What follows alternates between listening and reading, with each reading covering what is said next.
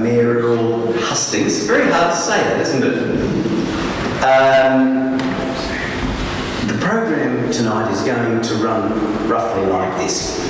The candidates are I'm going to ask them to introduce themselves in a few minutes, and each of the candidates has got 2 minutes to say to us why they are standing to be the Mayor of Cambridgeshire and Peterborough, and to tell us what their vision is of what can be achieved in that role should they be elected. After that, we've got a few pre-arranged questions for them, just to kick off proceedings and to get your minds going. You've probably got your own questions. You will have plenty of time to ask them. But when you ask them, you're going to get 30 seconds. Now, the reason for that is, on one occasion, we had an election hustings here, and I think one of the people who stood up to ask a question would have taken about 20 minutes to ask the question if they had a chance. So you've got 30 seconds. So you have to be succinct and precise. What is the question? Okay, so we'll try and avoid political statements from the floor if we can. You can ask an individual if you like. And it may be that some of the others might say, well, I'd like to answer that too. We don't want to be here until tomorrow morning because there's a church service at 10:30. So they are going to respond to the questions within 2 minutes, and that will also help you gentlemen to keep very precise and thoughtful about what you're saying. It will test you on your feet, and I'm sorry about that, but it's the only way we can get through things for the night. If you all want to answer a question, that's fine, but only if you feel, well, that's something I really want to respond to too. Everybody, I'm sure, will get a chance. Is that clear? There will be a little bell will ring if anybody goes over time. That's my rule. This microphone is for questions. Now, do you notice the way I'm standing with it? If you stand with it like that, it doesn't work very well. Point it towards your mouth, about 6-8 inches away, and everybody will hear the question very clearly, including the candidates, so they will answer the question you ask. Okay? Rob's going to be our runner with the microphone. As soon as this part has finished, Tony, I'm going to give you this microphone and ask you to put a battery in it for me, because I just noticed that it's looking a little bit jaded. Is that okay? Thank you. The drawer is open. If there should be a fire, you will see there's a fire exit sign over there, and there's a fire exit sign here. If we should have that kind of disaster, if you go out this door, please assemble in the car park. If you go out that door, please assemble out there beyond the cottage, unless, of course, it's the cottage on fire. Someone said to me today, if there is a major emergency, the major emergency evacuation plan is run away from the trouble as fast as you can. The toilets are straight across the concourse. If you find for any reason that you need assistance, please ask Rob. Rob, can you put your hand up? Rob is our official looker after, but also the man in the red shirt there, the red jumper, Matthew, is a member of our church, and he will also look after you if you need looking after. There's a few others. There's Tony, Pam, and David. Mark is over there, who know the ropes. So if you need any help, those are the people to go to. I think that just about wraps it all up. So I think the next thing to do is to ask you if you'd like to introduce yourselves to us and tell us why on earth you are standing for a political office, one of the most abused places any human being can go to. Thank you. We'll start with you, Rob, first. So I'm Rod Cantrell, I'm the Liberal Democrat candidate. So let me start by saying I have a confession. I'm a marathon runner.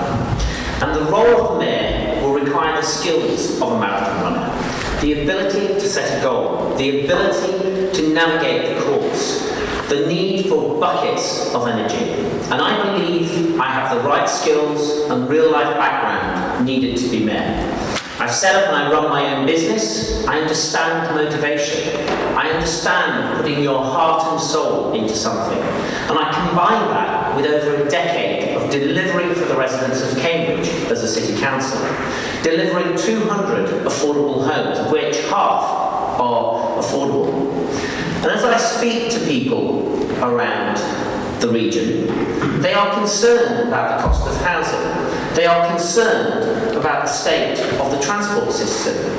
And as Mayor, my goal is to address those concerns, to deliver a strategic housing plan, affordable housing, social housing at its heart, with the living rent as a component, homes that are part of communities, not just bricks and mortar, to deliver a regional transport plan with sustainable transport at its core, rail, bus, cycling, embracing bus franchising, embracing light rail, a plan to ensure connectivity and to avoid isolation. But as Mayor, I will deliver more than just devolved issues. I will deliver on the once-in-a-lifetime challenges, such as Brexit. Regardless of which way you voted in June last year, nobody voted to be poorer. And as Mayor, I will fight for more funding for the region to cushion the blows of Brexit. As Mayor, I will be the strong voice for the region, a strong voice locally, a strong voice nationally, a strong voice on those issues that are important to people like you. Thank you. Thank you, Rob. Thank you very much. Thank you. My name is Kevin Price and I'm the Labour Party candidate. I'm the Deputy Leader of Cambridge City Council and I hold the housing portfolio, which is dealing with the city's role as a council home landlord and its wider strategic role for housing in the whole of the Greater Cambridge area. I led for Cambridge as a council on housing matters throughout all the devolution discussions. And devolution offers the chance for powers and funding that are currently exercised in Westminster to be decided more locally, whether that be transport infrastructure or housing, or education and skills, and possibly in the future, health and social care. And it also gives the whole local government area the chance to debate and decide together on key priorities, and then talk to the government as a single voice, rather than each council fighting for what are often mixed priorities, as happens now. So I see the Mayor's role as critical in making sure the combined authority is focused on the right priorities, and mine are shaped by being a Labour councillor. We need to share the growth of Cambridge across the whole area. Cambridge needs Huntingdon, Ely, Wisbech and Peterborough as much as they need Cambridge. I want to see an area-wide strategic plan that looks ahead for at least the next 20 years. One that looks at a job strategy for the north and east of the devolution area and is matched with an education and skills plan which will give young people in our area the chance to take advantage of new employment opportunities. On transport and other infrastructure, we need Network Rail to invest in major improvements to rail links and to stations, including Wisbech. We need better public transport, and buses should play a large role in that. And a key part of the role of the Mayor is to bring in extra money to the Cambridgeshire and Peterborough area, starting with the second devolution discussions in the summer of this year, with a focus on the most disadvantaged and deprived areas, with more devolved funding for housing, and begin a conversation about health and social care, perhaps a third bid in 2018. And I'll wrap it up with that. Thank you very much, Kevin. Thank you. Good evening, I'm Peter Dorr, I'm an independent candidate, and I want to talk about something completely different, and that's about community. In my view, the councils and local government have actually been pretty much destroying community by getting ever more centralised. And the great irony is that the word devolution means that a lot of power is going to one person at a central point, which is perhaps the opposite. So as a mayor, what I intend to do is to seek leaders within communities, such as Sawston, and to get those leaders to go around the community, to the main employers, to the faith groups, to the schools and what have you, and bring them together to work together to help solve the problems of the community, and to use the mayoral role to bring the resources to the community to allow them to deliver that.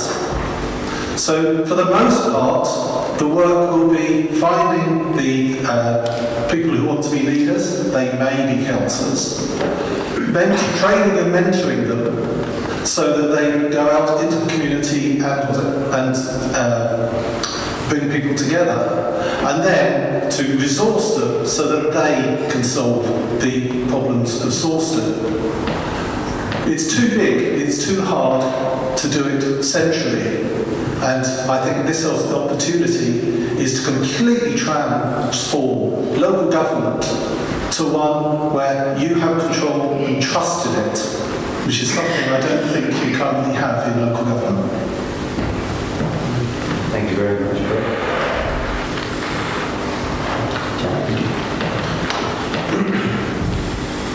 Good evening. I'm James Palmer. I'm the Conservative candidate and I'm currently leader of East Cambridgeshire District Council.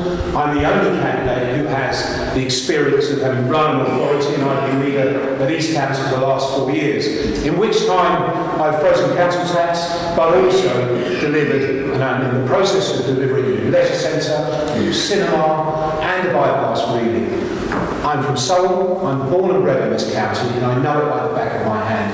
I understand the needs to sort out infrastructure north to south. Yes, we need new housing, that's obvious to everybody, but we have to sort the infrastructure out in order to grow this county, in order to sell this county to international business and make it a centre so that wherever you live in Cambridgeshire, you can benefit in the wealth that comes into this county. As Mayor, I intend to stand up for every part of the county, and I intend to stand up for every person in the county. That will be my job, and I'll be very proud to do it. Thank you. Thank you, James. Yes, take it back for a moment. What I'll do now, Tony, can I get you please to fix the battery in that? Excellent, thank you.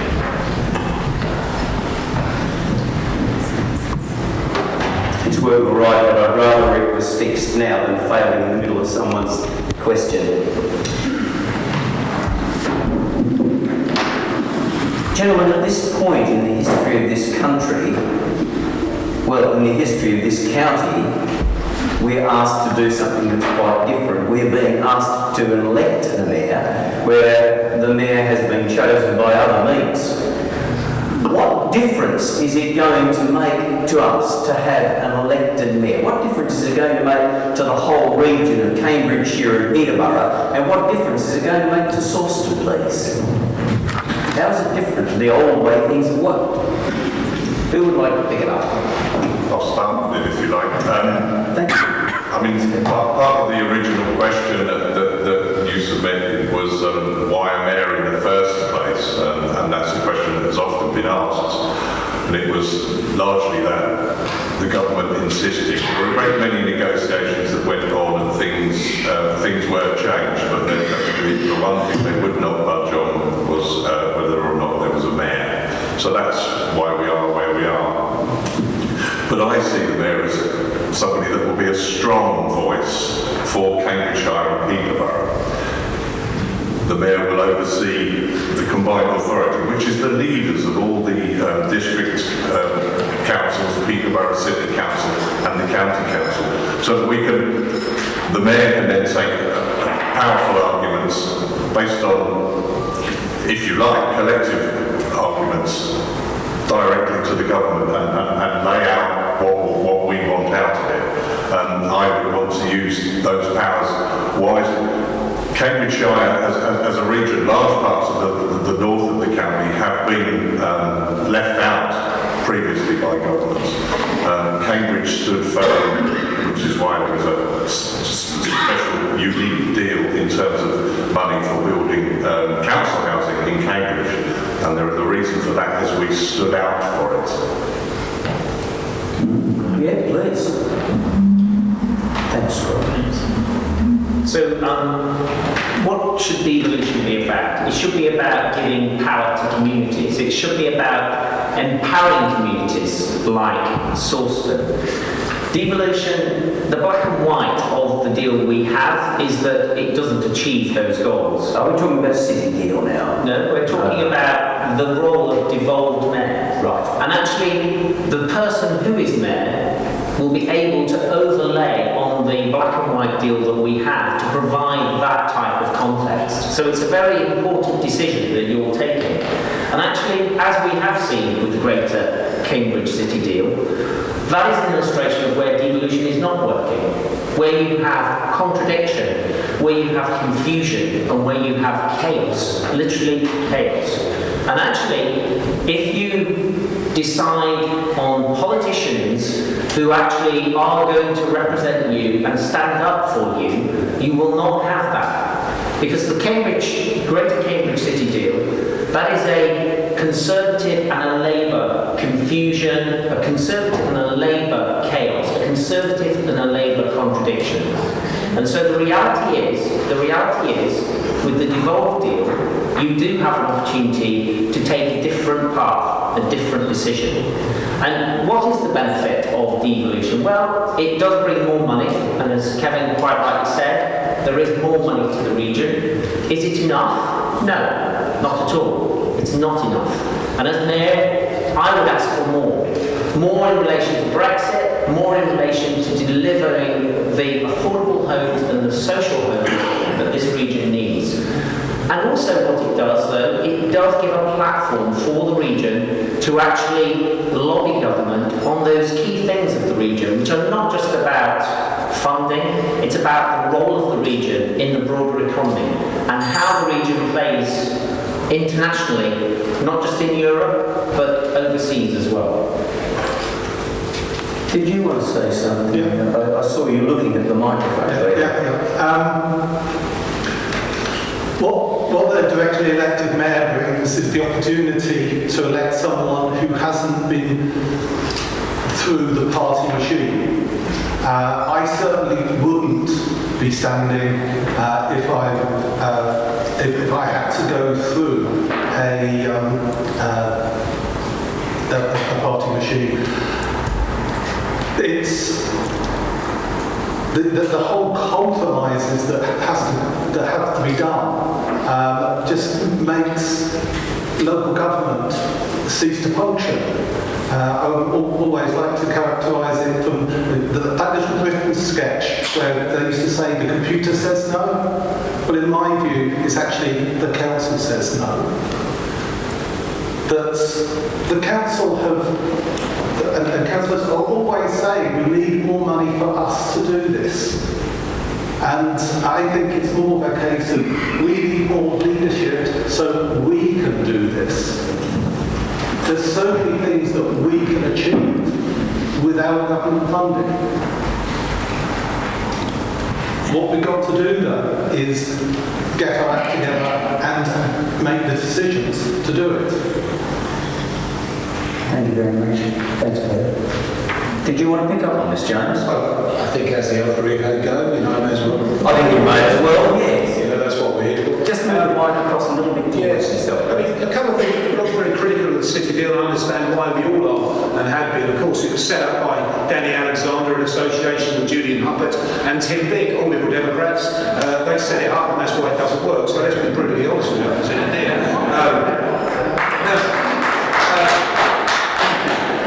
The execution.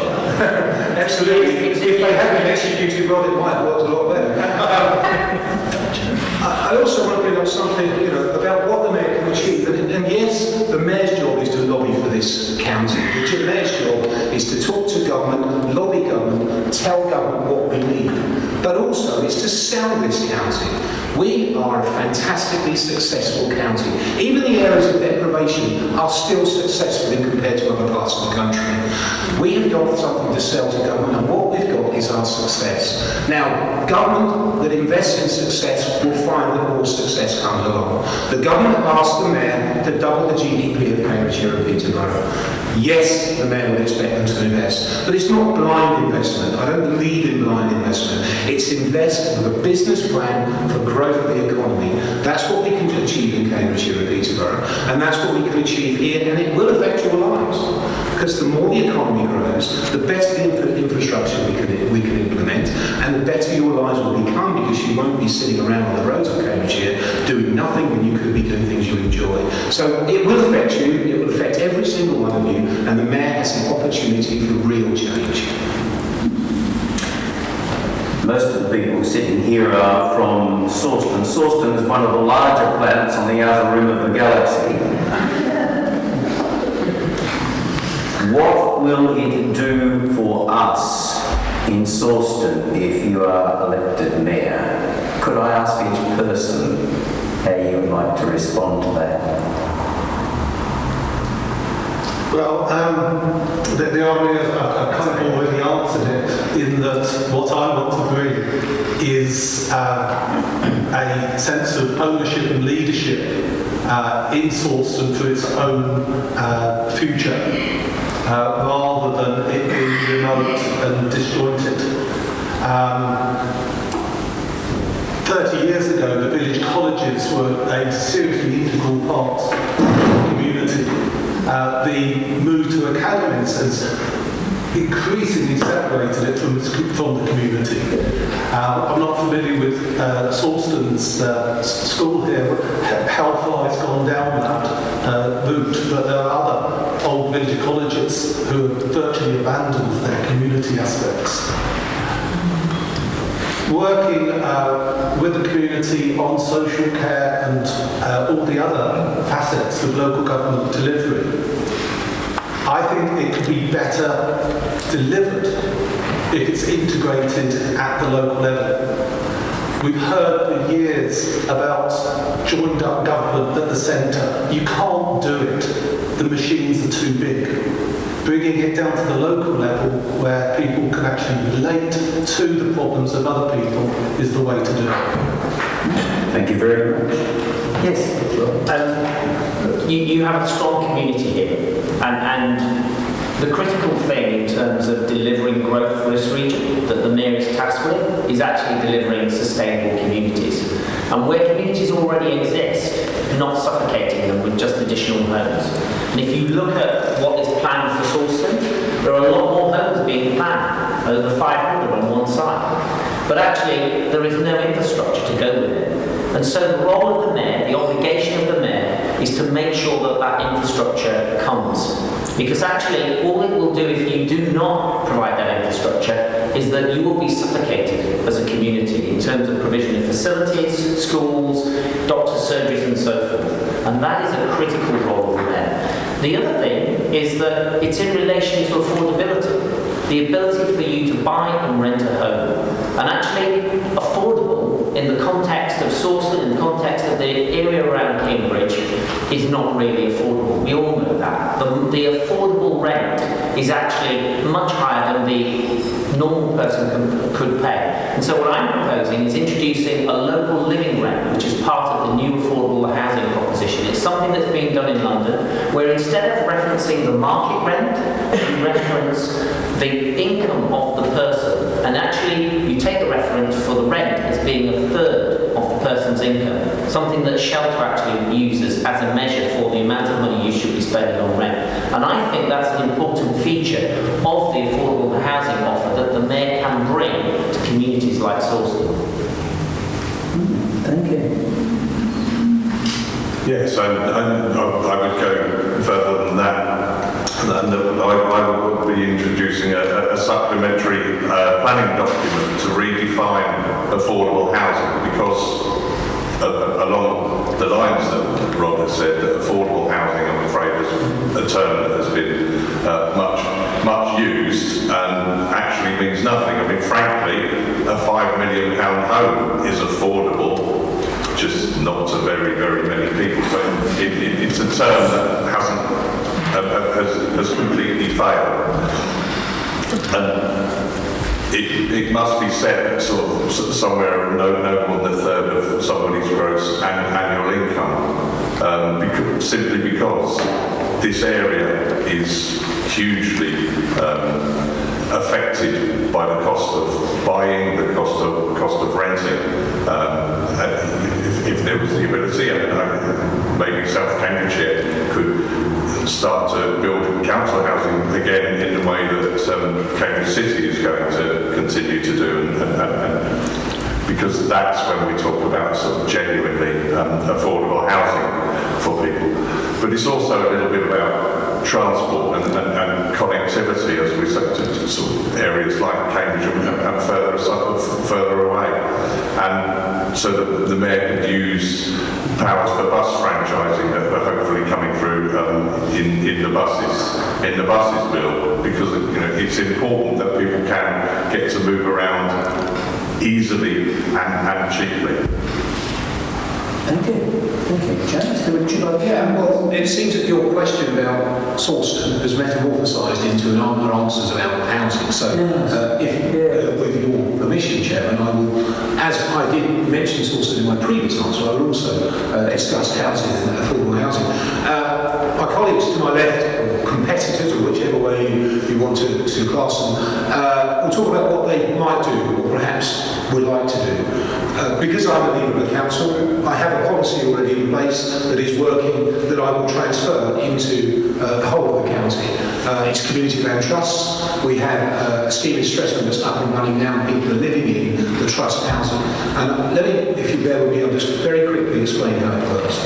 In conjunction with the local town people, local villages, wherever they may live, a trust is formed that works alongside developers to provide affordable housing and market housing for the community. This land is built on land is outside the planning envelope, and the uplift in the value of the land, because it's outside the planning envelope, is used to pay for the affordable element of housing. In Streatham, the land value has allowed them to place people in houses at 70% of the local market rate, but where land is more valuable, that rent or that rate would go down considerably.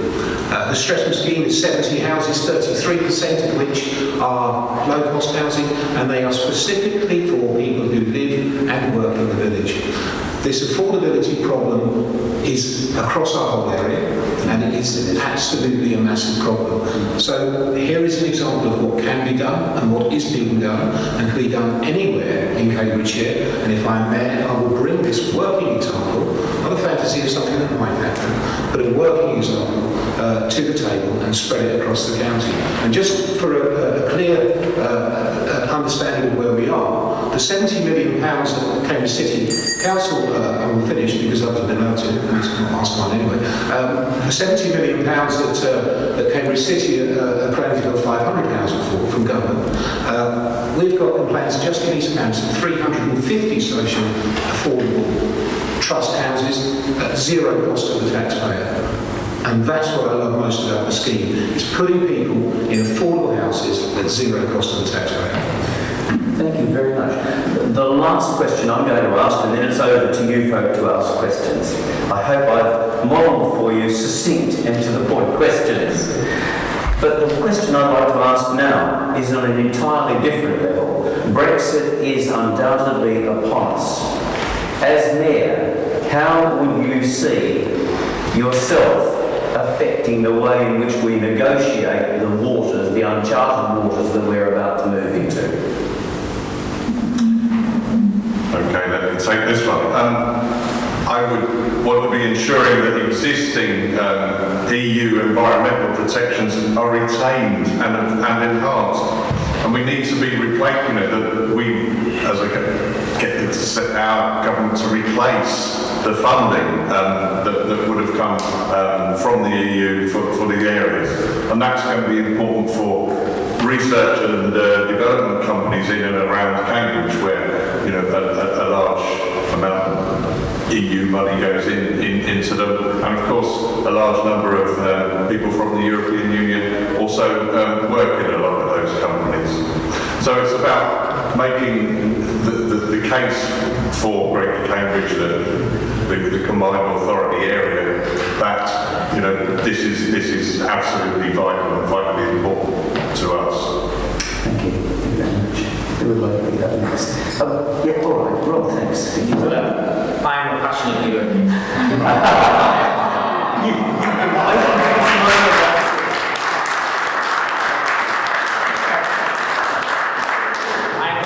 European. I fought hard in the referendum, and I reached out to young party politics. I work with at least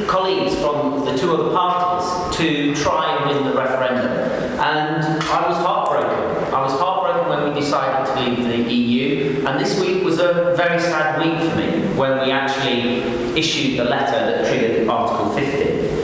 And I would be a strong voice for Brexit in the region, and I would be a strong voice at a number of levels. I would be a strong voice calling for the government to give a cast iron guarantee to those people who could be part of your family or your neighbours who are Europeans working here, a cast iron guarantee that they can continue to reside. And the second thing, I believe that we should be fighting as a region for access to the single market.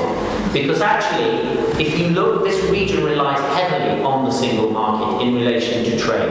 And thirdly, as I mentioned earlier, get extra funding for the region to cushion us from the blows of Brexit, the Nissan deal, just like the Nissan deal.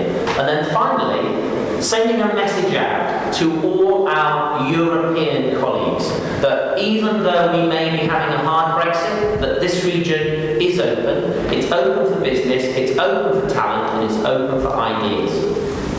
Thank you. Can I just add one last thing? If I may? Sure, okay. You know, if you really want to send a message to this government on the 4th of May, there's a very simple way that you can do that. You can elect a Liberal Democrat mayor, because that will send the most effective message regarding Brexit to this government.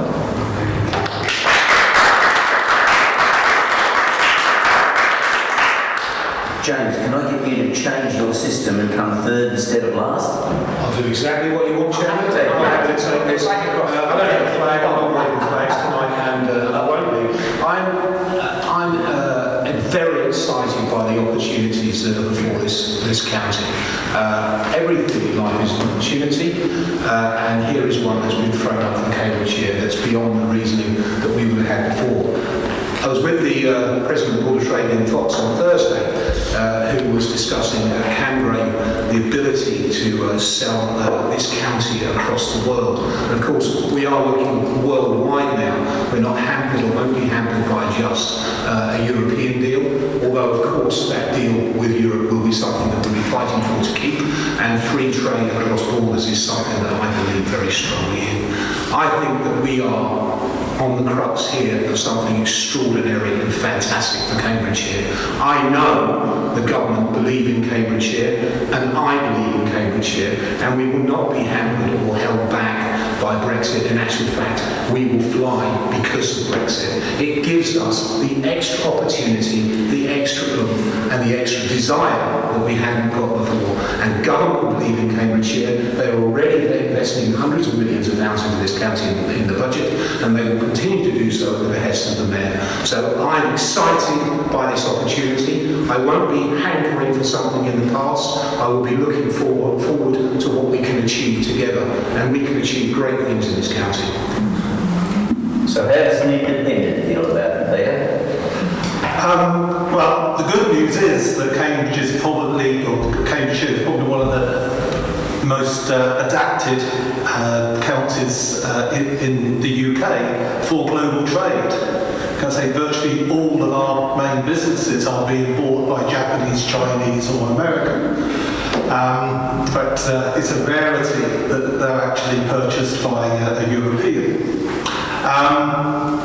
Similarly, in our research institutes, I'm aware of the frustration that many of them had, where they have been having to partner with second-rate other European institutions when they've wanted to partner with the world leaders in India, China, America, and indeed Australia.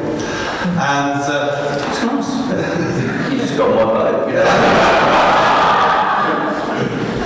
I have nothing against Australians either. What's a second preference as well? What the Mayor's got to do is to, all they can do is to create an environment where people feel confident to go out to the world on this, and that's what I think we can do here. But I don't see Brexit as a closing of a door at all. I see it as an opening to a global opportunity. Kevin wants to come back on this. I just wanted to come back on this briefly, and as well, I voted Remain. But we have to recognise that across, that there's a huge disparity between Cambridge and its surrounding areas and further north, where Cambridge was about 77% in favour of Remain, and Fenland area was exactly a mirror opposite. I sat, because I represent a relatively deprived ward in the city of Cambridge. I'm at King's Hedges Council, and I sat at the polling station for several hours throughout the day, and I was astonished by the numbers of people that turned up, and you always get them asking, where do I go? But they weren't asking, where do I go? And there are people of my age and not much younger, what do you do? So a great many people had never voted before, and it turned out, I have the view that there are many people in the area who feel that nobody's looking out for them. They didn't feel previous Tory or Labour governments had looked after them, and they were given the option of the status quo or a lead in the dark. And maybe, just maybe, some of them felt that that lead in the dark was possibly better than their status quo. So we mustn't forget those people, that whilst, I want the best we can get for this combined authority area, we mustn't forget that there are a lot of people in that area who did, vote leave. Yes, and then we must move on to audience questions. I have to say, the one thing that makes me really sad is that the people who are going to be impacted by Brexit are those people. Just think, the costs in the food supply chain went up 15% in the final quarter of last year. So if you look at electricity bills, if you look at food bills, they are going to hit those people over the course of the coming months. Those are people who don't have a lot of money in their pockets already. And it's precisely those people that the mayor has to look after, if we can. But it's those people who basically are going to suffer from Brexit, and suffer in a material way. And I think that makes me even more sad, actually.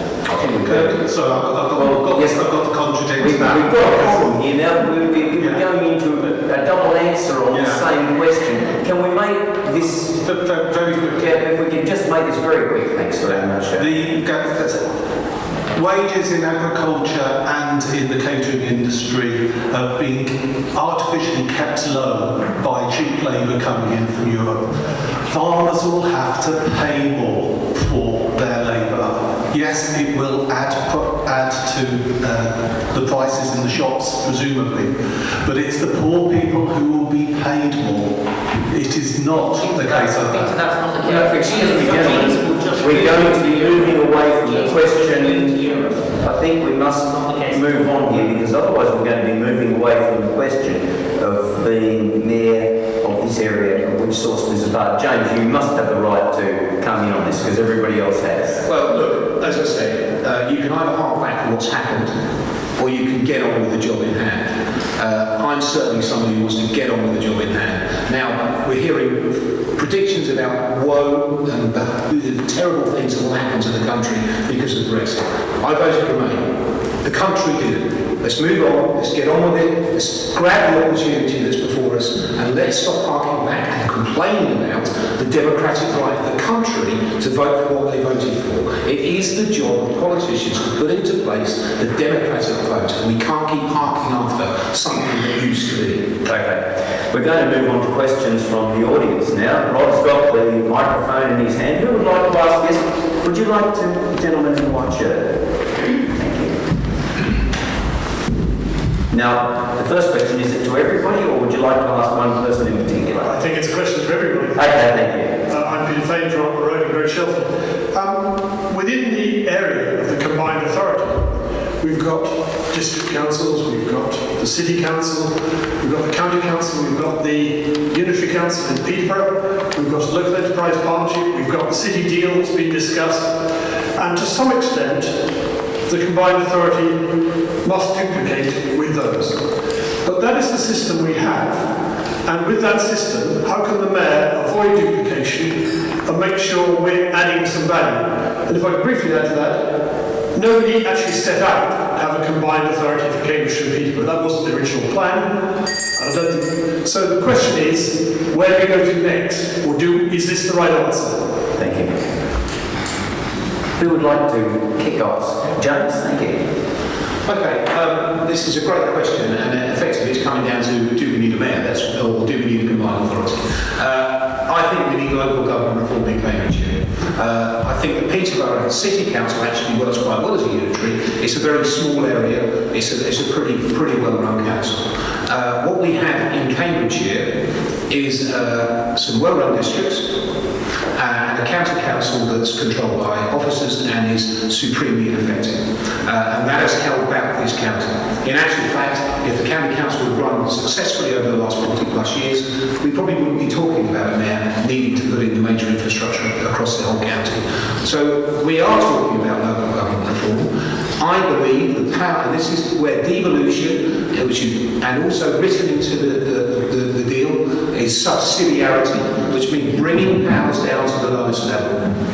I want the powers that are in the county council to be devolved to the lowest level, which is the districts, which are more efficient. I've worked within the system, I've been a district leader, I am a district leader, and I've been a county councillor. I know how it can work most efficiently. I don't believe in a unitary Cambridgeshire. I don't believe that unitary councils work over large geographical areas. But in actual fact, if you use South Cambs, for example, could South Cambs be more efficient at delivering the highways answer for South Cambs? Would they be more efficient at delivering gritting for South Cambs?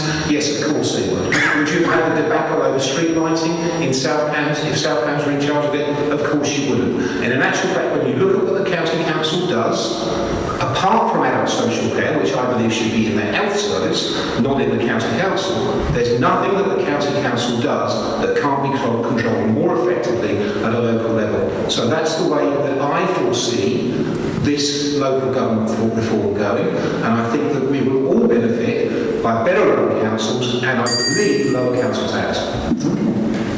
Who's next? Yes? Okay, shall I go? Quite actually. Oh, thank you. Some pleasantness breaking out again over here. We're always pleasant. That's great. Thank you. The district authorities, the county council and Peterborough City Council will still continue to do the things that they do. The mayor is not going to be stopping that. The combined authority is the leaders of all those councils, with the mayor overseeing what goes on. So the mayor will be getting all those councils to pull together and all working in which happens, to a certain extent now. Cambridge City Council, South Cambs District Council have, many shared services. Even there's a three-way shared service with Huntingdonshire and South Cambs and Cambridge City. So, that sort of thing can work, despite political differences of the makeup of the members of those councils. It is pulling in the right direction. It doesn't duplicate the city deal, but it should work alongside the city deal. It should be sort of an ally and a partner of the city deal. It won't take over from the city deal, because you're quite right what you said at the outset, that this combined authority wasn't the original one. The original one was Norfolk, Suffolk, Cambridgeshire and Peterborough. 23 councils that would have been. It was unwieldy. That's why none of the councils here, Cambridge City Council, rejected it first, and then the others followed suit. We didn't go down that route. This is eminently manageable, I think, and I think it will just. It's not really an extra layer, but I think it will be, with a good Labour mayor, it will be very successful. So let's just face reality. What the proposition is, in the north, it's like a cake. My mother used to make a very straightforward Victoria sponge, and that's what the north looks like. It's a unitary with a combined authority in the mayor. In the south of the region, it's a Mary Berry special. It's so many layers, and then on top of that, you've got a layer of the combined authority, and then you've got the mayoral cherry.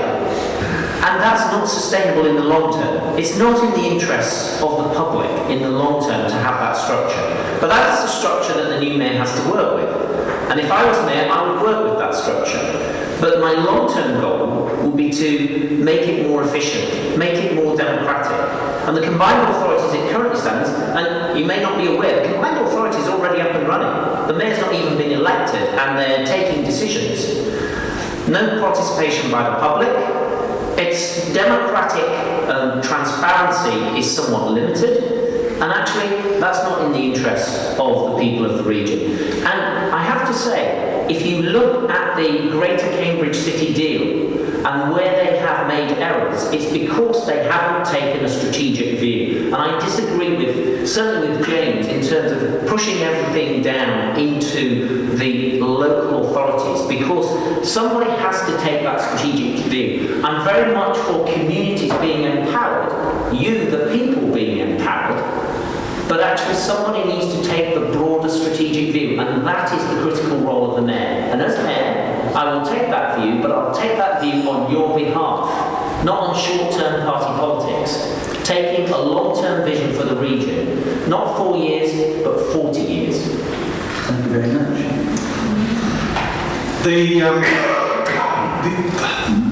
The geography and the terms of reference of the mayor wouldn't be my choice.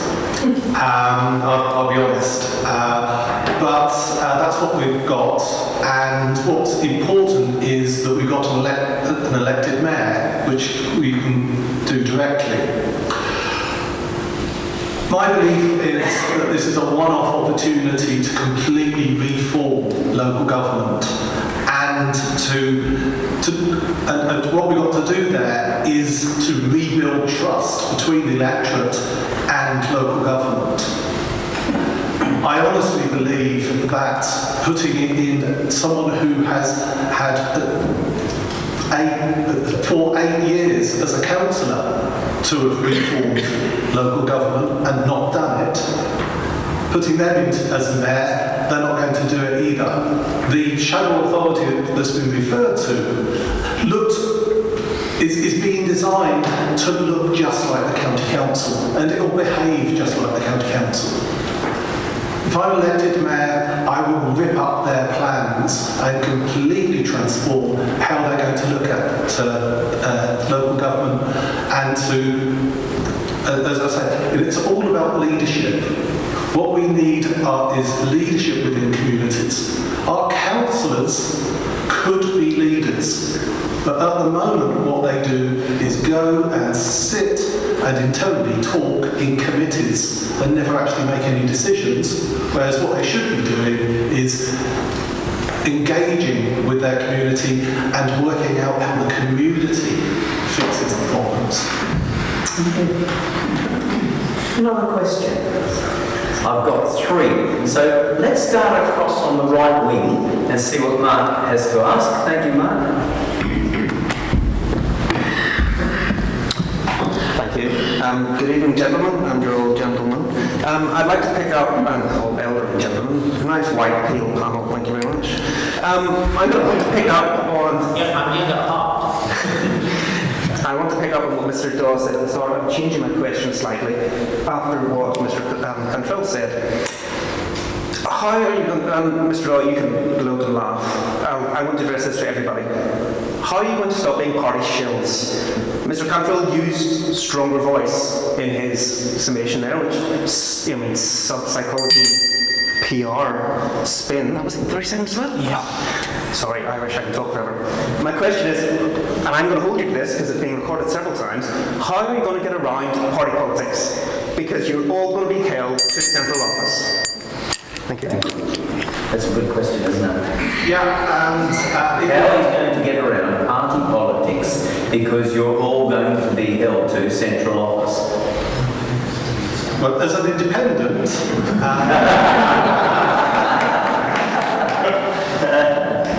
that's all going to be against me.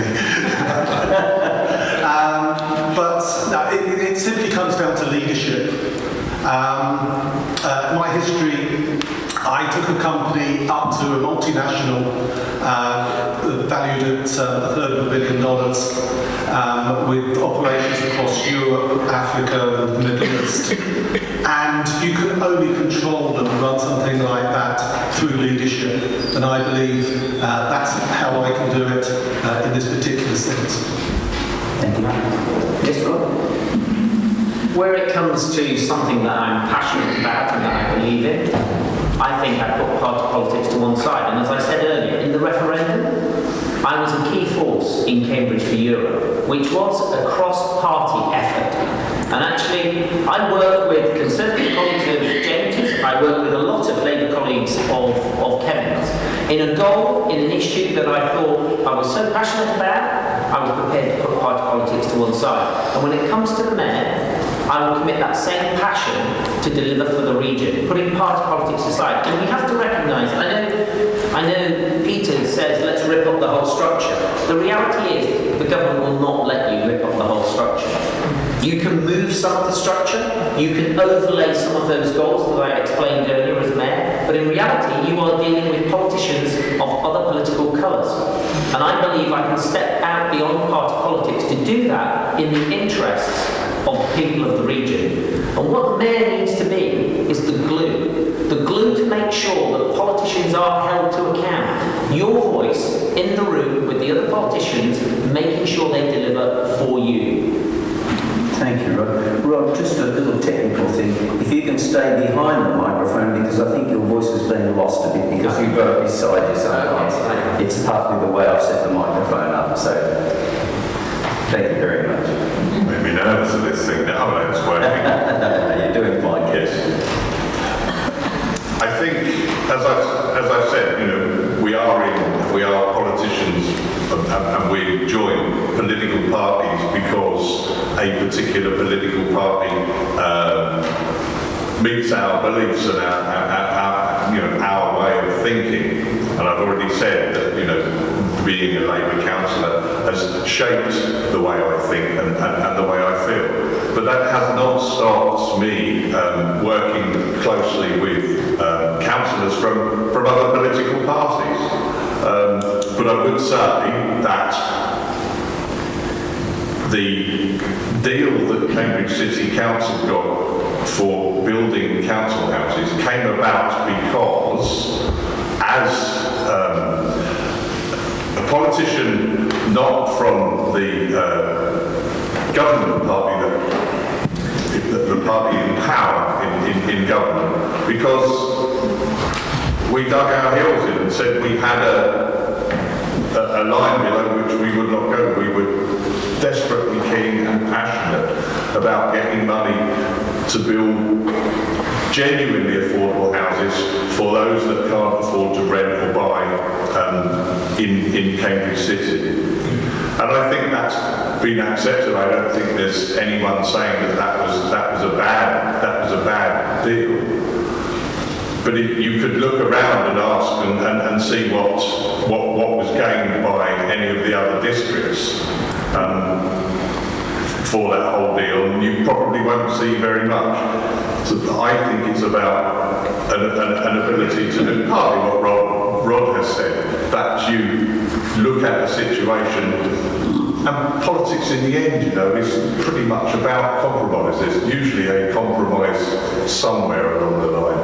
And I think that's what the Mayor will do. Yes, in actual fact, most of the things you do as a politician aren't particularly political, but we have to be brutally honest here. There will be differences of opinion in what to do. For example, last night we were at an environmental hustings, and the Liberal Democrat and the Labour candidate both said that they would not build new roads in Cambridgeshire. However, I strongly believe that we need an upgrade to the A10 in Cambridgeshire, and we need to strengthen the A47 from Peterborough to Norwich.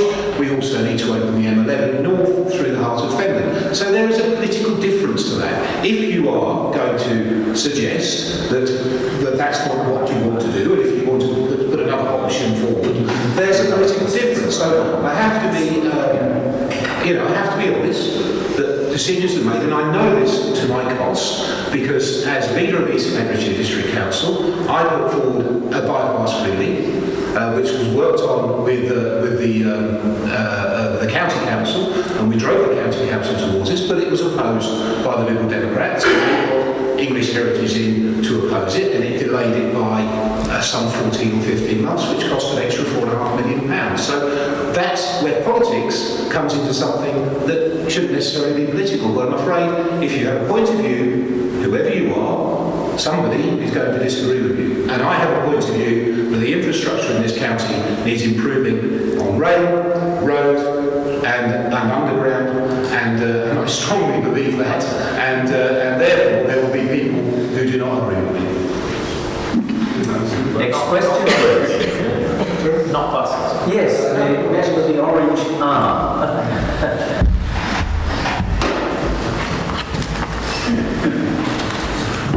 Informed opinion believes that the creation of the Police and Crime Commissioners has been an abysmal failure.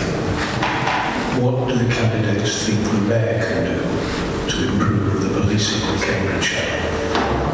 Thank you. Good question. Yes, do you want to kick it off there? Very little, I suppose. The Police and Crime Commissioner was that was something that was set up. Now, whether that's been successful or not is a moot point. But the Mayor does not have any power over the Police and Crime Commissioner to tell the Police and Crime Commissioner how he should be running his department. Having said that, that doesn't stop the Mayor telling the Police and Crime Commissioner what they think, and again lobbying potentially on behalf of all the councils as part of the combined authority can do. But if that individual doesn't want to listen, it's going to be, I think it would be very hard to make him. Who would like to get up next? Yeah, James, please. Well, I have to disagree with you slightly, because I happen to think that Jason Applewhite is doing a very fine job as Police and Crime Commissioner, and I know very well, and I'll be working with him at all times to try and make sure that we have combined thinking. Of course, that is not part of Devolution Deal 1, but police and crime and fire will come into further devolution deals, so it's important that we have a working relationship, and Jason and I do have a very good working relationship. Thank you. The PCC, the city deal, the city bid and what have you, are all examples of a desperate government who just cannot see how councils are fit for purpose anymore. And they've tried all sorts of different things to try and change local government. Contrary to what Bob thinks, I believe that the government would actually embrace someone who is trying to completely transform local government into an effective body, and that they will actually look to us to be leaders in how local government can be delivered. And that's why I'm emboldened by this. I think the PCC is an example of what happens when you go to a single elected on a party basis when it comes down to it. There wasn't really much of a vote there. Thank you.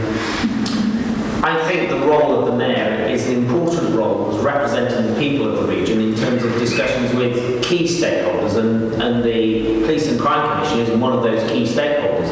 I do see the role of the Mayor, and actually my position on local government is not about actually using the existing structures, but actually evolving those structures to be much more efficient, much more down in terms of communities, proper devolved politics.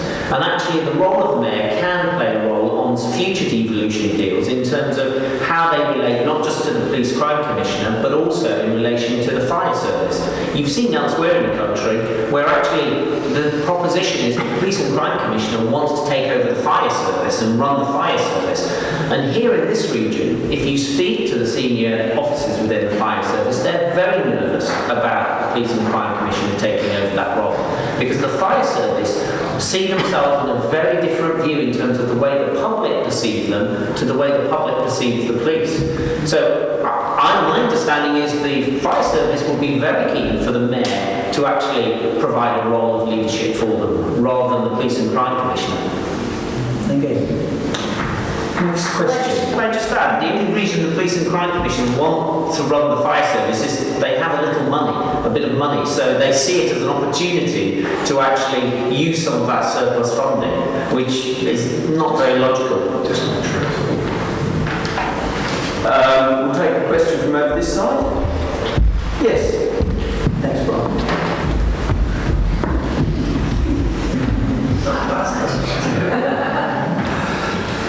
Good evening, Brian Williams. The Combined Authority is not representative of the political distribution of votes or seats, and that's a question I think that needs to be addressed. And also, it's made up of an unrepresentative and non-mandated LEP as part of its constituency. And I would like you to comment on how a body that has no mandate can spend money.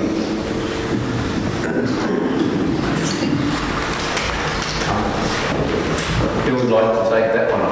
I'm quite happy to. Yes, thanks, John. First of all, I can't see that how a combined authority that's the leaders of each of the constituent authorities, all of whom were elected through our democratic system, can be unrepresentative of the people of Cambridgeshire and Peterborough. We have a system that has worked for hundreds of years. It still works and is working. We have a democratic process. So the way the combined authority is set up, that each of the leaders of the constituent authorities is on the board, I think is entirely representative of the people of Cambridgeshire. First past the post system. I think I'd like to avoid interjections, please, if we can, because if we go that way, it will destroy our ability to hear what the candidates have got to say. But I appreciate your concern. Thank you. This is a system we're elected on, this is a system we use. I believe it to be the right system, you may disagree with me, but that's politics, as we say. Secondly, the LEP and their position within the combined authority. Could you explain for everybody what the LEP is? Because the LEP is the Local Enterprise Partnership. They are a non-elected body consisting of businessmen who, with the knowledge to invest in Cambridgeshire, and they have invested across the county. Some might say very well, some may not say very well. I think the role of the LEP in the combined authority is something that will generate much discussion. At the moment, I think the next year's funding for LEP is £37.5 million, which is a considerable amount of money. The government are very keen to keep that independence of the LEP rather than at this moment forward that money into the combined authority. But I think that we will be looking at the areas of the LEP, which currently the LEP area is not exactly the same as a combined authority, which is potentially a good thing if you're looking to expand outside of Cambridgeshire, but also for extra investment. But so I think there's much discussion to be had on the LEP. I think at this particular time it's not the right time to change it, but I do think that we could look at change in the future. Yes, Rob.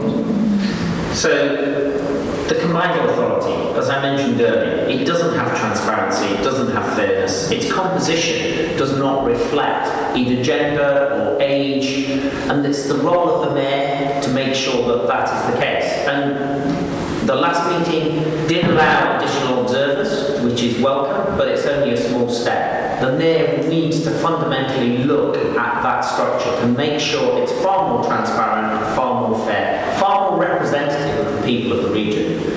Let's just talk about the LEP. The first decision that the combined authority made was to appoint the LEP as a voting member of the combined authority.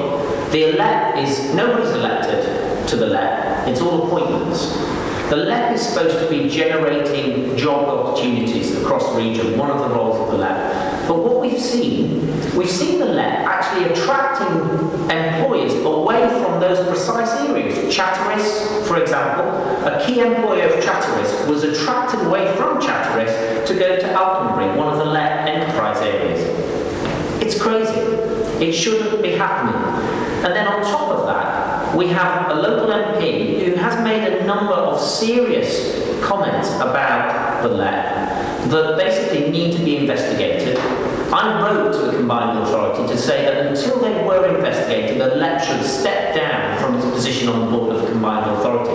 There are some fundamental governance issues that need to be thought through in relation to the let. And at this point in time, those issues are not being thought through. And if I was mayor, that would be one of the first things that I would do. We need to address this issue in terms of the credibility of the let. And it could undermine the credibility of the Combined Authority when it's still in its infancy. And that's something as mayor I would want to avoid. Yes, I do. And I'm there. I don't see how you have an unelected body and then give somebody from that unelected body a right to vote, because there is, for those politicians there, you can get rid of them, you know, by not voting for them. So and I do think that was an error, and I don't think the let should be having a vote. I mean, I've already raised it's somewhat ironic, isn't it, as I sit here surrounded by white blokes, to be the mayor of a combined authority made up of white blokes. There is a scrutiny committee made up of white blokes with one woman.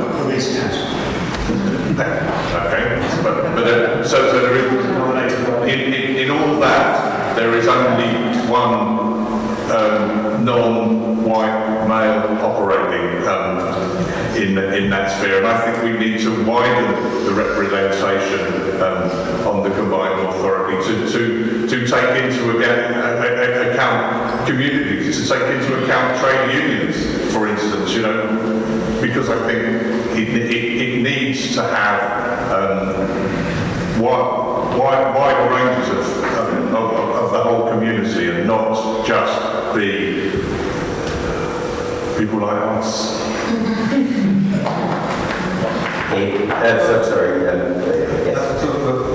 This goes straight back to my opening remarks that what mayor's got to do is reach past the white blokes down into the community and find the leaders within the community that are going to. And those communities needn't necessarily be geographic communities. They can be interest communities, faith communities, all sorts of things like that. And work with those leaders. What I hear from my colleagues on the table is they're all acknowledging that local government needs to change, but they haven't got a clue how to do it. Now I do know how to do it because I've done transformational change more than once, and it's hard. But the one thing that always happens with transformational change is that it's done from someone outside. It's never done from within the industry. And that's what I want to do. That's why I want to promote.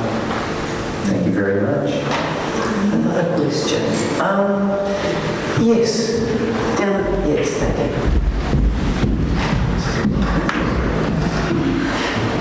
Okay, thank you. I'm Peter Topping from Newton. So my question to the panel would be, we've talked about the amount of money that the government has made available. What opportunities are there to leverage in funding from maybe the private sector to further do things for the people of Cambridgeshire?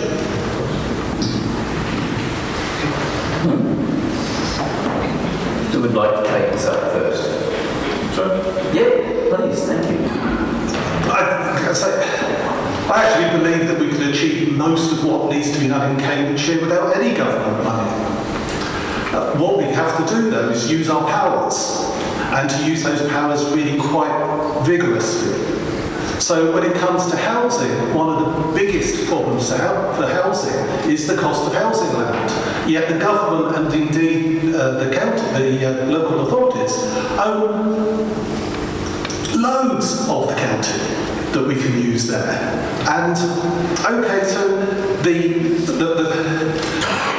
county doesn't get to spend the money if they're charging £150,000 an acre and only using 50,000. But if we released a lot of it, the whole market for housing land can go down. We've seen just recently that a Chinese company is looking to invest in infrastructure in Cambridge. Okay, it's cycles, but there are other things that people can invest in. In Peterborough, there's a theatre that is about to be reopened, not from the council, but from an initiative from outside. So there's all these things that can be done outside. And something that I've been involved in is I've catalysed someone planning to build a modular homes factory in North Endland, taking a lot of jobs there with the objective of making 20 houses a day to be shipped out on the back of the lorry. Again, no government money. Those homes can be cheaper, better spec, and delivered faster. So there's no compromises in this. There's so much we can do. Going off and begging money is just the wrong attitude. We can go out there and fix these problems ourselves. Okay. Who's next, James? Yeah, as leader of East Cambs, I've already worked in public-private funding. We've used the new cinema development in Ely to bring forward £4.5 million worth of infrastructure, which will allow us to afford to build a new leisure services centre, which will cost £13.5 million instead of 18. So I've got experience in it. It's an area that I've already looked into. I've spoken to investors about how we can take the £600 million of infrastructure funding in the deal and how we can leverage that to make it go 2 or 3 times as far. And there are private sector companies out there who want to work with us. I've also talked to people about the underground scheme for Cambridge and the light railway, and I know that there's private sector investors who are interested in investing in Cambridge over a 20, 30, 40-year period plus. So these schemes will work as alongside the funding. We can leverage more money. There are investors out there. We have a successful economy that attracts people. So what we need to do, of course, is work with these people. Yes, it is about getting funding through government, but it's also primarily about being clever with the money government has given us, working with it, going to the market and getting the best deal for the whole of Cambridgeshire and Peterborough. Yes, please. I've spent a career in finance, so let's just put this concept of 20 million a year that the combined authority is going to receive for 30 years that James talks about. He's going to take that and go to somebody else and say, give me 600 million because you're going to get 20 million every year for 30 years. A bank will basically say, that's fine, if you can guarantee to me that I'm going to get that 20 million every year for 30 years. The reality is, this government has not given anybody on this panel that guarantee. The government could turn around 2 years out when we're in a mess with Brexit, and the Treasury says, you know that 20 million we're giving to the devolved authority in Cambridgeshire and Peterborough? We'll just cut it. And let me give you an illustration. With a stroke of the pen, this government changed the dynamics in terms of Cambridge City Council delivering on social housing. We had a deal with the coalition government, which would have allowed us to build 2,000 social homes. And George Osborne, after the election, with a stroke of the pen, destroyed that business model. We were unable to build those homes.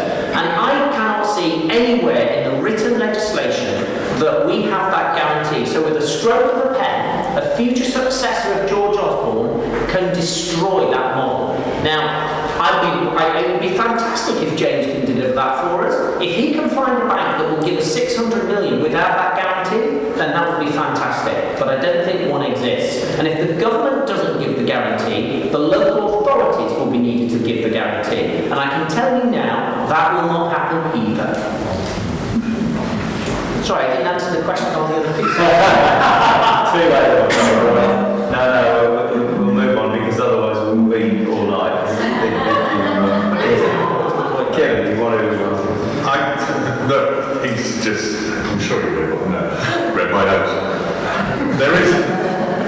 There is. I mean, I think at some point, you know, you have to trust. And believe me, that trusting a Conservative government as a member of the Labour Party and as a Labour councillor does not come easily.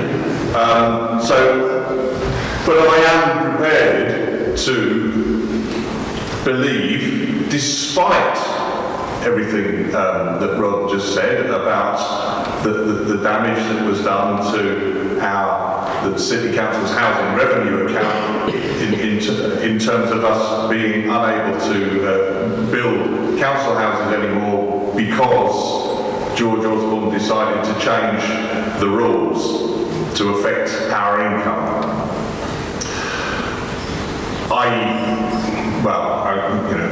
I'm prepared to believe that 20 million a year over the next 30 years is there. Only time will tell whether I'm a complete idiot or not. I always thought you believed in fairies. Right, who would like to? Yasmin. We haven't had a lady ask a question yet, so about time we had one. Looking at the problems of our transport infrastructure around the county, it strikes me that we've only got ourselves to blame. Historically, major developments have not planned in sustainable transport from the start, and as a result, we have built in car dependency, which has simply led to the increased congestion that you all referred to. We could take Bar Hill as a prime example of that. It's within striking distance of numerous working sites, and yet there it is, stuck out on the limb. What will the mayors do to ensure that new communities and new smaller housing sites, such as we're likely to get in Sawston, will be designing in sustainable transport from the start?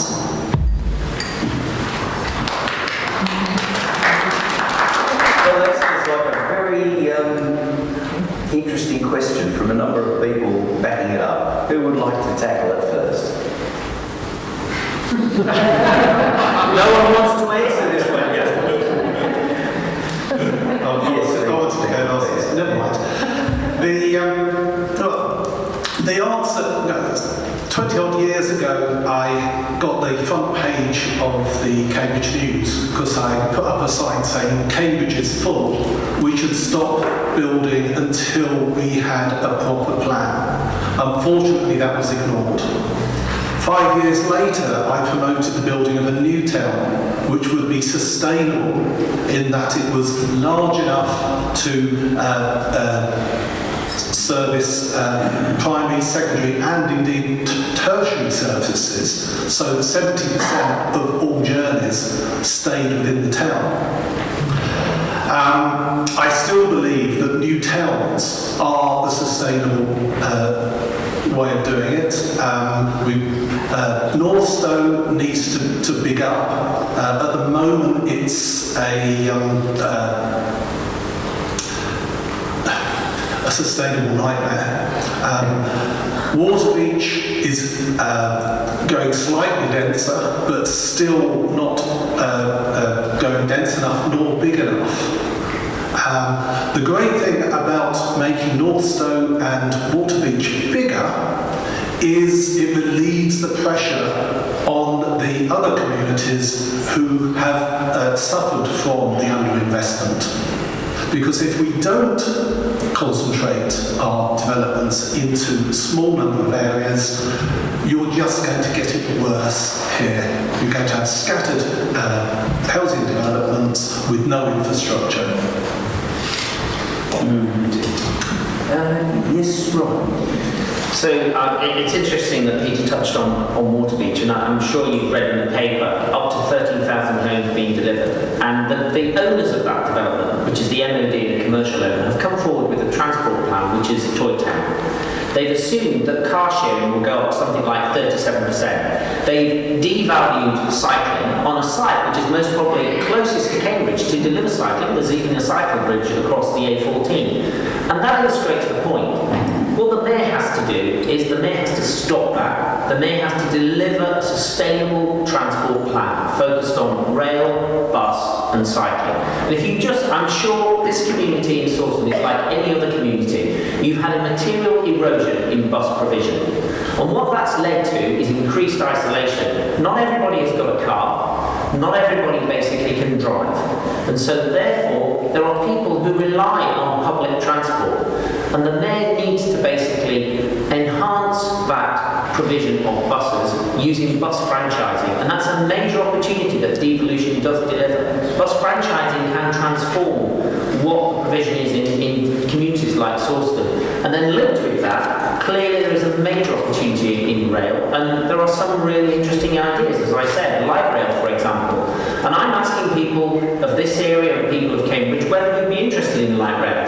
And many of you may be getting a leaflet from me which says go onto my website and take the survey and see whether or not you are interested in supporting something like light rail. It's not my idea, it's an idea that's been brought forward by Cambridge Connect.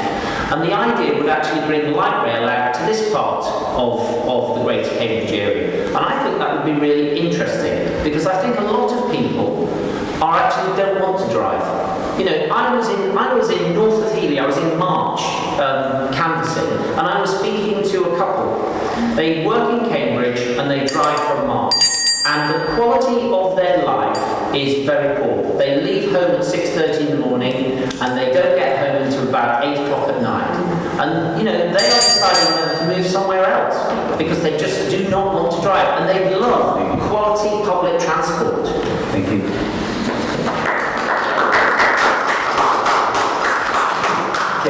Yes, thank you. And it's interesting that we use Waterbury as an example. It has a railway station. It isn't far from Cambridge. Cycling and walking should become a priority. The tale about people driving and the problems that are compounded by that. My son and his wife lived and worked in the centre of Cambridge, cycled to work every day. When they decided that it was time to buy a house, they couldn't. They couldn't rent one either. So they moved about 20 miles out of Cambridge. They work at different times. There is no decent public transport for them. So they bought another car because they have to get in and out. So that compounds the Cambridge's problem with, you know, 2 car journeys in, 2 car journeys out. Now that's just one example from one part of my family, for instance. And that has to change. Now, a lot of that's to do with affordability of housing. If there was genuine affordability in Cambridge, they would never have had to move out. So we need buses. I firmly believe that electric buses, that a decent bus service, so the Mayor can do bus franchising, so that it is a solution to a huge problem. It would need to be genuinely affordable for people, because most people using buses are young, they're elderly, they're disabled, and job seekers, for instance. And it's about getting these people around. James? Yes, I'm a strong believer in light railway and underground for Cambridge, and I mentioned it several times, and I will continue to. It's in my leaflets, and it has been from day one. And it will make a difference to this part of the country. A light railway into Cambridgeshire, going towards the larger market towns, but taking up villages as well. Fast 21st century solution is exactly what we should be looking at in the south of the county, and this solution will make communities more sustainable, and I believe it's entirely right. We should also be investing in the rail infrastructure we have, more rolling stock.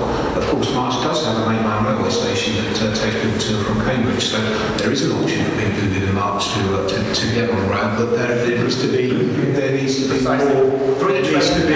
I just said, I think I'm saying there needs to be more rolling stock. I think that's exactly what I said. So more rolling stock. One of the difficulties at the moment is getting the power of network rail and the rail firms to produce for what we need. So that's the job the Mayor can do. The Mayor has the power to get these people in the room and discuss with them. So work on what we have, increase the amount of rail, but also, I'm afraid, it is about roads. If you live in the Fens, if you live in the north of the county, you need to get around it. And I'm afraid that buses are not going to solve the problem in the rural heart of our county. So yes, it's about roads, it is about rail, it's about underground and light rail, and it's a total solution. I'm afraid that you may shake your head, but when I was in Cambridgeshire and March, they do feel that way, and they want to be connected to the rest of the county. And you also have to realise, and we have to realise, there's major business up in the centre of Cambridgeshire that is struggling to get to, from and around this county. And that's something that has to be addressed. It has to be a whole county solution, not just a part county solution. Thank you very much indeed. Who next shall we go? Yes, down on the... We've only got 5 minutes left. Well, we might go a little bit over that, that's all right. So, down on the second last from the back on the right. There we go. Thank you. Thank you. You talk about transport and how you think it needs to be improved. Well, it definitely does. Because when I worked in town many years ago, I could get on the bus and I would be in town in half an hour.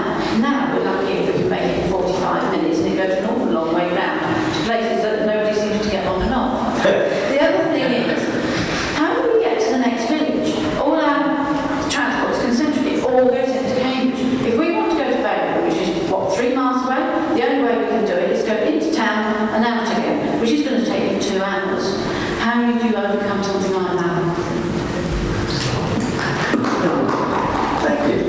No, I think you raised a really important point. I fundamentally disagree with James. I mean, I disagreed last night, I disagreed last week. We were at a business breakfast hustings where the audience was asked how many people would support buses being part of an integrated transport solution. There were only 2 people voting for that, to be fair, myself and Ken. Everybody else didn't vote for it.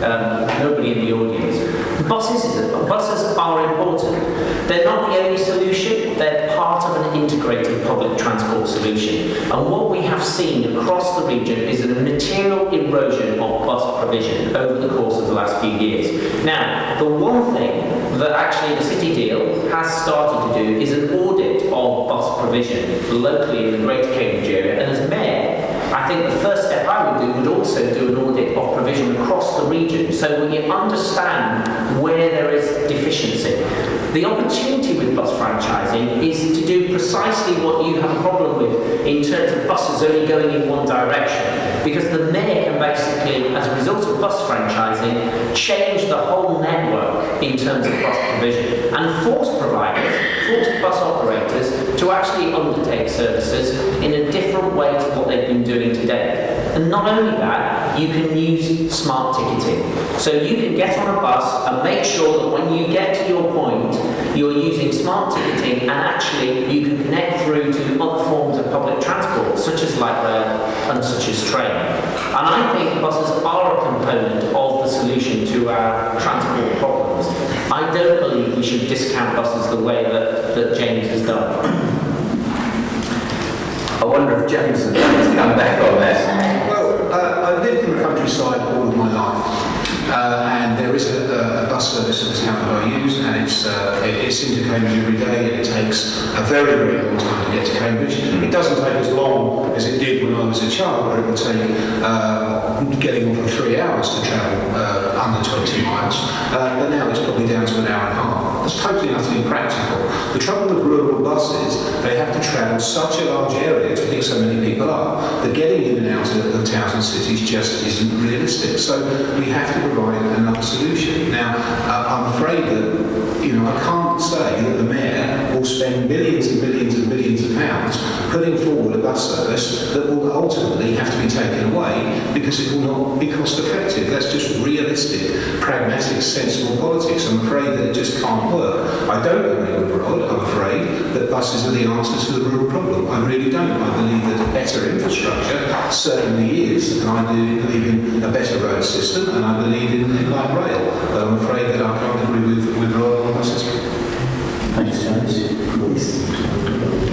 Gentleman over there earlier talks about how we keep party politics out of this. So, almost as a first, I'm going to say I agree with Rod. I've got nothing to add to pretty much what Rod said about, that's pretty much the way forward. And I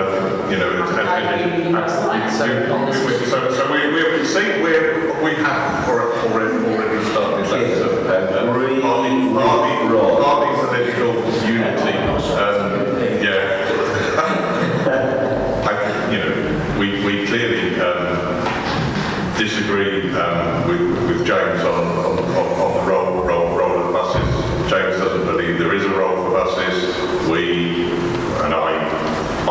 firmly believe that that's exactly what's needed. What does our independent man think? But the good news is, or the bad news is, this is far too difficult, there's far too many facets to transport to fit into 2 minutes. So I'd ask you to go to the website and find my vision for transport, where I outline how we're going to mitigate this in 4 years, not the 40 years that it typically takes for something like a light rail to get there. And there are lots of things we can do. It comes from the almost trivial to persuade employers to allow 9-day fortnights. So you're going to work 9 instead of 10 hours in a fortnight. Reduces commuting by 10%. What's not to like about having a day off once a fortnight? And you're just fitting your hours into 9 days instead of 10. We can look at introducing electric bicycles. All of a sudden, cycling gets an extra mile or 2 of distance. You get there that little bit faster. More people can actually use cycling. We can go beyond that and bring in electric cycle cars, velocycles. There are a number out there now, single passenger, very lightweight, street legal, don't need insurance, 14-year-olds can use them, and you don't get wet when it rains. These are things we can introduce very quickly, and with those, all of a sudden, our roads all become 4-lane dual carriageways because they're so small. All of these things can be done, they have to be piloted, they have to be implemented, but I believe that we can totally transform how we do transport in towns and in the countryside to make it sustainable and effective. Go and look at the paper. Thank you very much indeed. I think it's 9 o'clock. You've been sitting for an hour and a half. It's very brave of you. What we've done tonight is the beginning of a program that we're going to try and bring to Sawston called Your Voice, Your Village. And the next one is going to be about our county elections, and it's going to be another Hustings, and that's going to be on the 26th of April. So if you would like to come along and hear your county councillors telling you what they envisage for your area, then please do. There is a donations bucket at the back. We would like to cover the costs of the electricity, basically, I think, for the church for the use of the building, about £15. Anything that goes beyond that is going to go to the East Africa appeal. So if you'd like to put some donations towards that, that's what we will do with it. I'm sure you can trust me, I'm the vicar. I'm not really a minister, but never mind. You get the idea. Well, I think, could we please thank these gentlemen for being articulate, respectful, kind to us and kind to each other. You haven't used jargon. You've helped us to understand what you have as your vision for Cambridge, and thank you very much for coming. There were people invited who didn't come. You have come. Thank you very much. Could we thank them?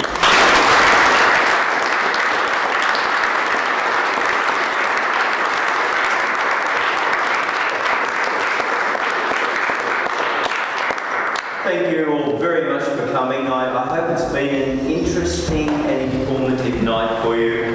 And we might see you at the next Your Voice, Your Village.